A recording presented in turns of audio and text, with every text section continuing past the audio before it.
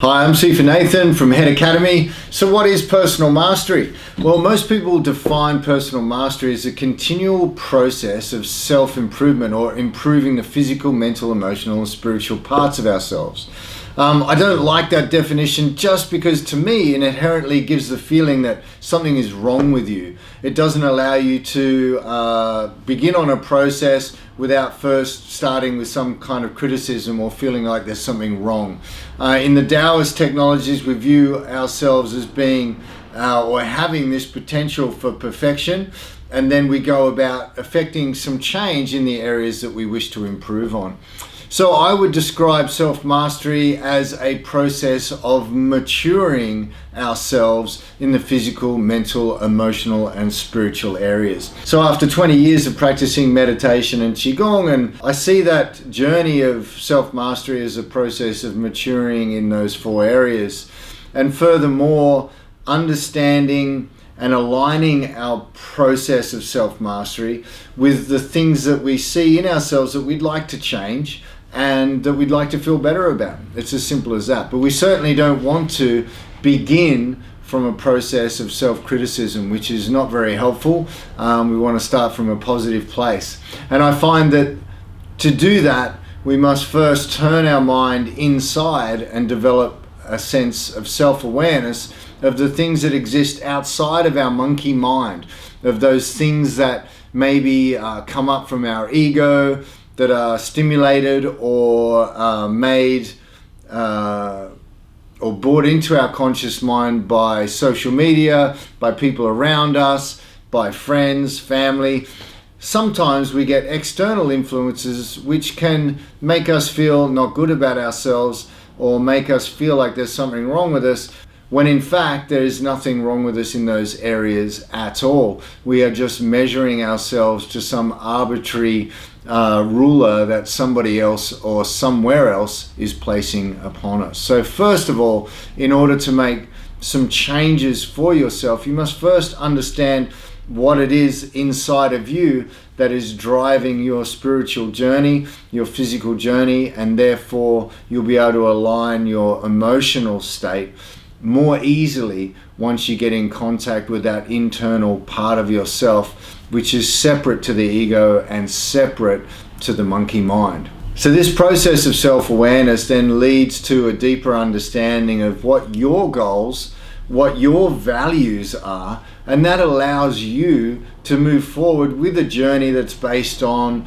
the kind of things that you would like to see change within yourself and outside of yourself. And from there, that is the basis that you can undertake a process of self-mastery and self-transformation. Through these practices and the continual development, you'll start to develop a kind of emotional intelligence that comes from being able to be in your center, observe your own thoughts, observe your own ego, and not react on the normal things that most people react upon.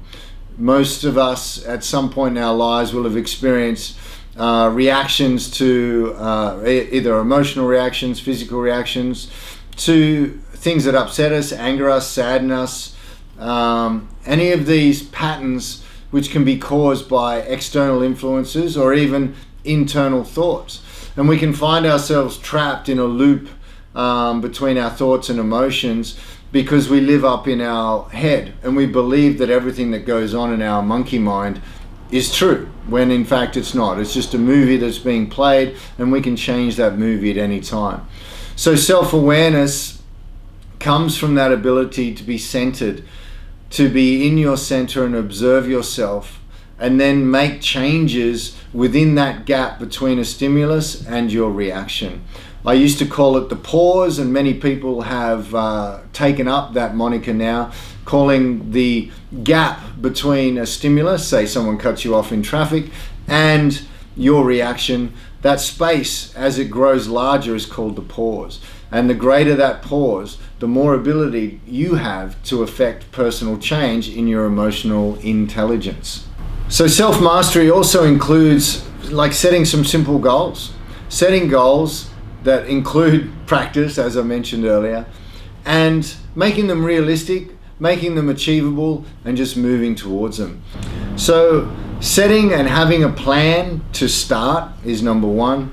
Number two is setting and having some simple goals that are achievable, which will allow you to progress, then make you feel good about the practice that you're doing, give you obvious and achievable results that will obviously make you feel better about yourself. And when you feel better about yourself and you feel good, it's going to allow you to continue to practice. Self-mastery really emphasizes the continual lifelong practice of techniques that are going to bring about the kind of change that you want to see. Now, I've met many students and many people who are seeking, or I call them the seekers.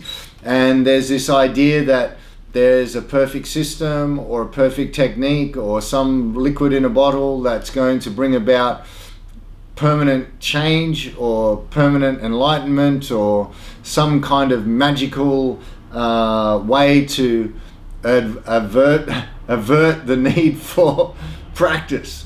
Unfortunately, that seeking, that idea that there's a better way, a better system, is stopping you from the real truth, which is that there is no perfect system, no perfect teacher, there's only perfect practice. And perfect practice involves finding something that makes you feel better about yourself, that you can feel and see has a path to change.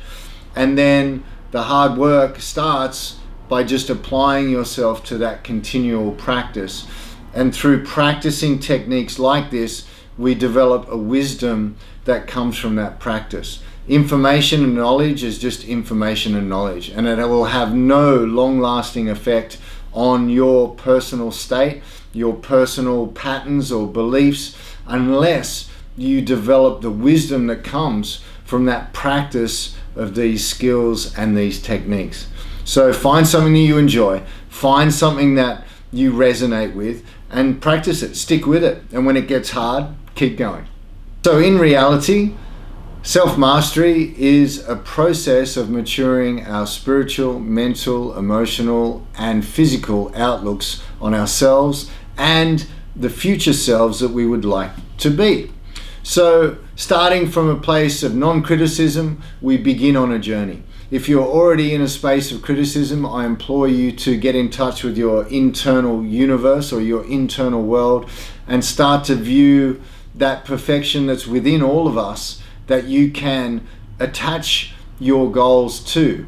See that perfection that lies within all of us and allow that to manifest and allow it to wipe away all of the programming that maybe we've picked up throughout our childhood and our lives. And it's important that you realize that underneath all of the viruses and the programming and all of that stuff that's sitting on top, that's in the monkey mind, that's outside of yourself, it's all just noise, and it's all just a cover over this perfection, which I said lies within all of us. And I truly believe that through purposeful practice, through perfect practice, we can uncover that part of ourselves that we value and that will bring about the kind of change which leads to a happier, more purposeful life and allows us to engage with our family, friends, and this crazy world around us in a more positive way on a daily basis.